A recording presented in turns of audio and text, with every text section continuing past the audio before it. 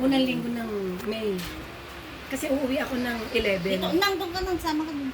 11. Ikaw na, ikaw mo Hindi po ka doon. nga ako para lahat tayo kasama eh. Doon ka kayo, doon ka bumalik. O yan. Ay, ito pala. Nako, kasama ka. Tok ka ba? Yan, tatabi siya, ate siya. Tatabi ako sa sweetheart love ko. Ilang araw na lang. Sa, Ilang araw lang, di pa nakalato-lato itong dalawa to eh.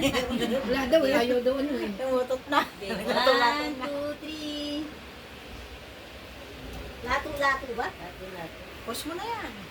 Sapa, dami mo naman ng push. Pangit-pangit naman doon. Okay. Kasi na.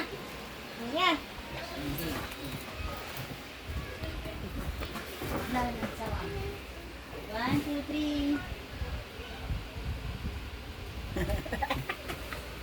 Hindi kasi mahaba yung kamay eh. Si ate nagla-live. Hoy! Ka? Kaya ako ano eh.